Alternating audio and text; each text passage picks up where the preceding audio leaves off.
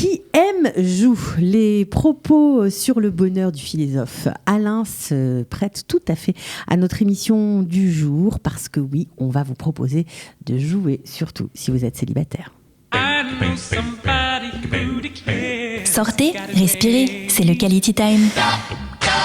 Aurélie Bénèche, bonjour. Bénaïch, pardon. Comment bonjour, ça va ? Bonjour Cathy, tu peux continuer avec Bénèche. Bénaïch, Bénèche, qu'on veut. Bon, d'accord. Tout va bien ?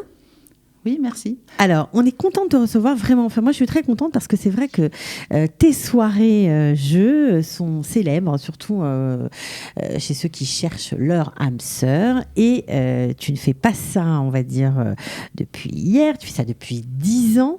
Qu'est-ce qui t'a pris ? Pourquoi tu as voulu essayer de faire se rencontrer des gens qui, dans la vraie vie, n'auraient vraiment pas trop de chance de se connaître ?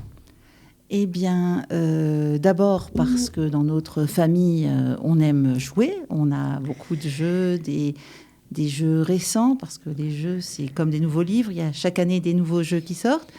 Et aussi parce qu'on connaissait quelques célibataires qui en avaient marre d'être toujours dans des activités qui reviennent sur elles-mêmes, aller des cours pour célibataires, des balades pour célibataires, des rencontres un peu artificielles. Ouais, il faut dire que c'est un peu plombant et puis parfois on en a marre d'être un peu tagué.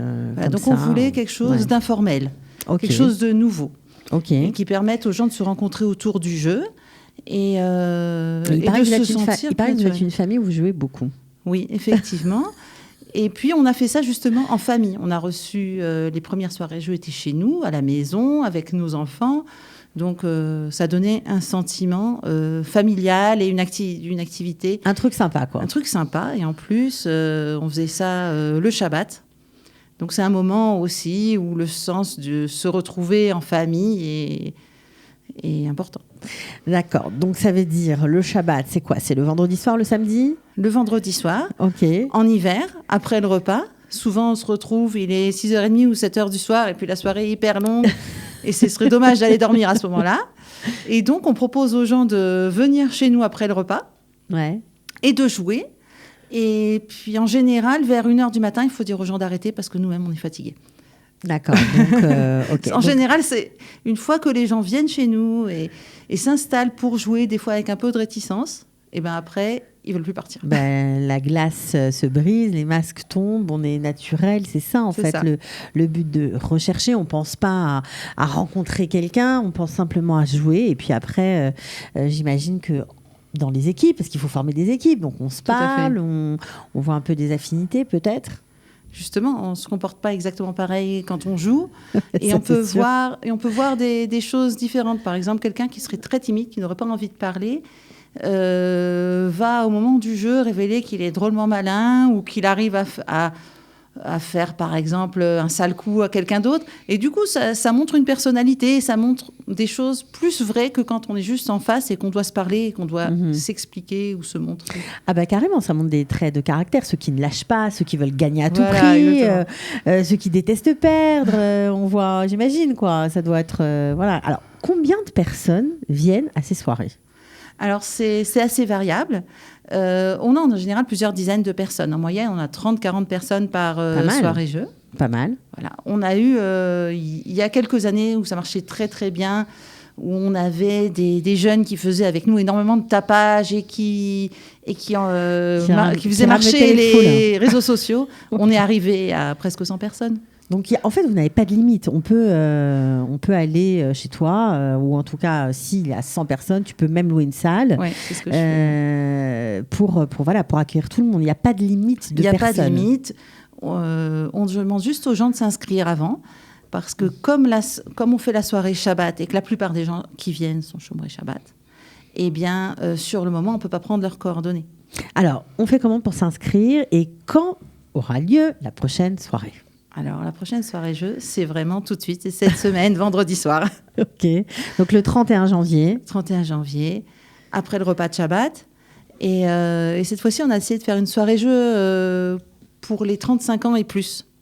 Ce sont des personnes pour qui, des fois, il n'y a plus tellement de structure pour faire des rencontres.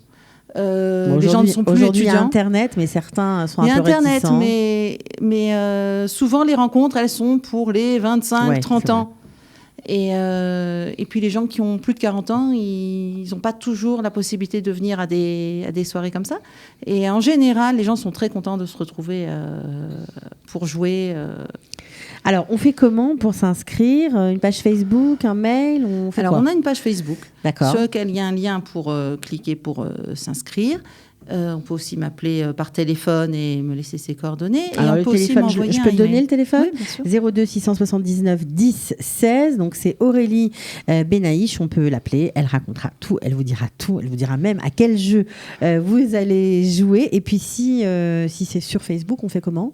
Sur Facebook, il y a un lien qui annonce il y a l'événement qui annonce la soirée. Il y a un lien pour acheter des tickets. D'accord. Et puis en fait, c'est pas acheter des tickets, c'est juste pour s'inscrire. Bah oui, parce que tout est gratuit, hein, évidemment. Bah oui. Bon, alors la page s'appelle Erev Misrakim. Ça s'écrit en hébreu. Il faut savoir que la soirée jeu se déroule en hébreu. Il y a des gens de toutes les origines qui viennent. Bah, c'est sympa en fait, même pour pratiquer son hébreu. Tout simplement, pour apprendre à jouer en hébreu, il n'y a pas de problème. Alors, on a compris les avantages, on ne se présente pas, on vient pour jouer, on est détente, on n'est pas en stress d'une rencontre potentielle. Les gens sont généralement chômeurs Shabbat, donc déjà, ça fait un petit... voilà, on sait où on atterrit. Maintenant, ce que j'aimerais savoir, c'est comment ça se passe? Comment vous jouez? Est-ce que c'est vous qui êtes au milieu et qui faites les équipes? Comment vous faites? Eh bien, on ouvre plusieurs tables de jeu dans la maison. On peut jouer dans le salon, on peut jouer dans la cuisine, on peut jouer par terre sur le tapis. Et puis, on propose tous les jeux qui sont chez nous. Il y en a plein. On peut en citer quelques-uns? Ceux qui sont derrière nous, ils sont non, Scrabble, pas forcément. On essaie de sortir des jeux un peu plus modernes. Et il y a par exemple un jeu qui a en général beaucoup de succès, qui s'appelle Dixit. Okay. Où chacun doit raconter des histoires. Il y a des jeux de rapidité qui conviennent bien à ceux qui veulent montrer leurs compétences rapidité. Je pense notamment à un jeu qui s'appelle Balagan et qui marche très bien ces dernières années. Il y a des jeux de stratégie. Le blocus, en général, est un jeu... il y a 4 personnes qui s'assoient autour et elles font partie sur partie. On n'arrive même pas à les décoller. Et donc, les gens viennent, regardent jouer s'ils ne connaissent pas et ensuite seulement décident de commencer à jouer. Moi, mon mari et les enfants, on explique les jeux. On aide les gens à former des équipes, à sortir le matériel, on leur explique les règles. Souvent, mes enfants s'assoient et jouent avec les participants pour donner un petit peu de peps à la partie. Bien sûr. Et puis, quand une partie se finit, en général, au bout de 20 minutes, on propose un nouveau jeu où on recommence.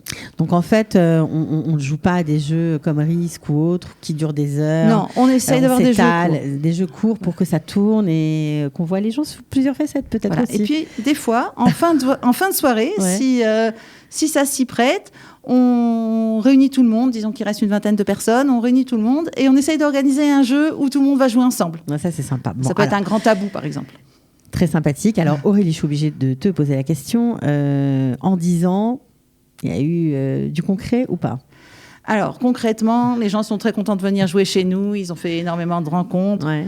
On a eu des échos extrêmement positifs. Un jour, j'ai voulu arrêter. On ne m'a pas laissé. Les jeunes sont venus en me disant « Mais non, on veut venir jouer chez vous ». Oui, parce que là, tu parles des 35 ans et plus, mais tu fais aussi des soirées pour les plus jeunes, oui. Pour les 25 ans plus. Oui. OK. Alors, donc, on ne t'a pas laissé arrêter. Et concrètement, on en est où? Concrètement, on espère que les rencontres ont été fructueuses, mais on n'a pas eu d'écho. D'accord, donc il n'y a pas de mariage, on va dire ça, les choses clairement. Mais par contre, il y a des rencontres boule de neige. Ça veut dire qu'un copain présente un autre copain, un autre groupe d'amis, puis finalement, ça fait des liens pour le travail, ça fait des liens pour autre chose, pour la vie, tout simplement. Ça fait des groupes de copains. Tout à fait. On essaye, à notre petite échelle, de lutter contre la solitude. Dans notre société, chacun est un peu renfermé. Surtout les gens qui ont arrêté les études, enfin, qui sont plus dans un milieu estudiantin. Ils se retrouvent parfois seuls. Donc, c'est une occasion De rompre la solitude. Voilà, de rompre la solitude, tout simplement. Et puis voilà, si vous ne trouvez pas l'âme sœur, vous trouverez peut-être une copine ou un copain pour la vie. Ça n'a pas de prix non plus. Bravo Aurélie, franchement, pour cette initiative qui dure déjà depuis 10 ans. Soirée jeux célibataires. C'est vraiment très sympathique. Les jeux sont originaux. Vous allez passer du bon temps. C'est en plein Jérusalem, à Katamon. On n'a pas parlé des gens qui n'habitent pas Jérusalem. Est-ce qu'il y a aussi des choses qui sont prévues pour eux ? Alors oui. Je demande aux gens qui s'inscrivent s'ils ont passé Shabbat, si ils n'ont pas la possibilité s'ils n'habitent pas Jérusalem ou qu'ils n'ont pas la possibilité d'être invités à Jérusalem, je leur organise sur le quartier un Shabbat. Alors selon ce qu'ils ont besoin, des fois ils ont besoin juste de couchage, des fois ils ont où dormir mais ils veulent être invités pour les repas. Enfin bref, j'organise. On essaye de s'adapter à chacun. Et on a fait comme ça la connaissance de gens très sympathiques de tout le pays. Alors maintenant, s'il y a des gens qui sont mariés, qui n'ont pas besoin de venir à une soirée célibataire, mais qui ont envie de vous aider, qui trouvent l'idée sympa, est-ce qu'ils peuvent aussi vous appeler, peut-être un soutien logistique, vous prêter des jeux, une maison, j'en sais rien, une salle? Alors oui, on est tout à fait disposés à faire ça ailleurs, parce que nous, on est sur Katamon, et puis si on avait des endroits un peu différents pour jouer, par exemple une grande maison à Baka ou une grande maison à Narlaot, chez qui on pourrait faire les jeux, ça pourrait permettre de faire venir peut-être des gens différents. Ok, bon, alors le message, j'espère qu'il est bien passé.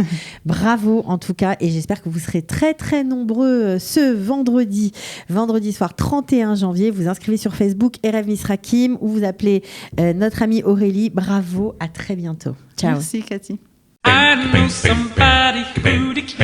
Sortez, respirez, c'est le Quality Time.